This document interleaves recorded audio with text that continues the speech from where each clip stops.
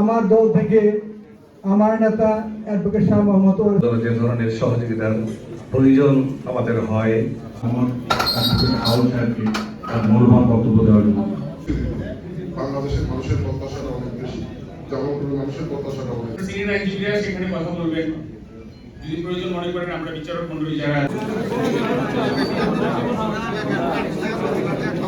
দিদারুল আলম সাহেবকে মূল্যবান বক্তব্য দেওয়ার জন্য পৃথক জানাবো। সার্বিকভাবে সহযোগিতা করে তাদেরকে ন্যায় বিচারে দিতে পারি। আমার কাজের ফিলিস্তিনি আপনাদের এখানে বক্তব্য নিয়ে আসবো।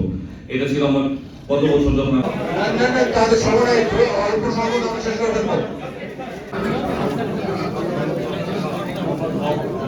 আমরা এইবারে যখনই গোলাম কুদ্দুস ফুলেন সভা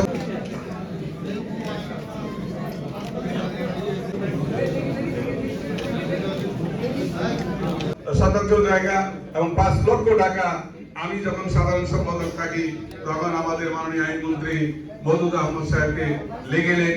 আমার বিশ্বাস যে কমিটি নির্বাচিত হয়েছে সেই কমিটির নেতৃত্বে আগামী দিনে বার এবং বেঞ্চ সম্মিলিতভাবে জনগণের কল্যাণে ন্যায় বিচার প্রতিষ্ঠার সংগ্রামে যে ভূমিকা রাখা দরকার আমার বিশ্বাস আমরা সেই ভূমিকা রাখতে সক্ষম হব।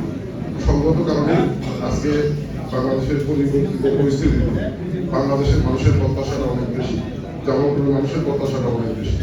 সেই প্রত্যাশা পূরণের স্বপ্ন নিয়ে আমরা জাতীয় সংসদে নির্বাচিত হয়েছি। আমার বিশ্বাস এই প্রত্যাশা পূরণের লক্ষ্য শুধু এইবারে নগর নির্বাচিত কমিটি। বিশেষ করে আমরা গণতন্ত্র প্রতিষ্ঠার স্বপ্নের কথা বলি, সেই গণতন্ত্র প্রতিষ্ঠার ক্ষেত্রে জনগণের কল্যাণে রাষ্ট্র প্রতিষ্ঠার ক্ষেত্রে সবচেয়ে গুরুত্বপূর্ণ একটি অংশ হচ্ছে ন্যায় বিচার প্রতিষ্ঠা করা, আইনের শাসন প্রতিষ্ঠা করা। এই আইনের শাসন প্রতিষ্ঠা করতে হলে বার এবং বেঞ্চের মধ্যে একটি সুন্দর সৌহার্দ্যপূর্ণ সম্পর্ক গড়ে তুলতে হবে। আমার বিশ্বাস জনগণের সেই সম্পর্কটি আগামী দিনে আরো সুপ্রতিষ্ঠিত হবে। তারা দায়িত্ব গ্রহণ করেছেন এবং বিনা প্রতিদ্বন্দ্বিতায় তারা নির্বাচিত হয়েছেন। এটা খুবই একটা ভালো আমি লক্ষণ বলে মনে করি। আপনারা আস্থা রেখেছেন ওনাদের উপরে, সেই হিসেবে আমি তাদেরকে আবার অভিনন্দন জানাচ্ছি।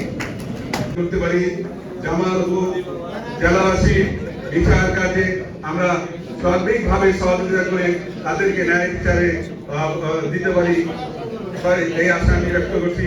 এবং সবশেষে আমি আরেকটি কথা বলবো, আমরা এই নবগঠিত কমিটি জামালপুর আইনজীবী সমিতির মাধ্যমে জেলা আমরা বার এবং বেঞ্চের সঙ্গে সুসম্পর্ক বজায় রাখার চেষ্টা করবো এবং আইনজীবী একটি ভারসাম্যমূলক সম্পর্ক, একটি সুন্দর সম্পর্ক, যেটা যাতে আগামী 1 বছর থাকে বিগত বছরের নেয়, সেটা আমি বজায় রাখার চেষ্টা করবো এবং ইনশাআল্লাহ বজায় রাখবো। এটা আমাদের এটার কোনো ব্যত্যয় করার কোনো সুযোগ নেই। বার এবং বেঞ্চের একটা অসাধারণ সুন্দর সম্পর্ক বজায় রাখার ব্যতীত আমরা একটি সুন্দর জামালপুরের মানুষকে ন্যায় বিচার নিশ্চিত করতে পারবো না।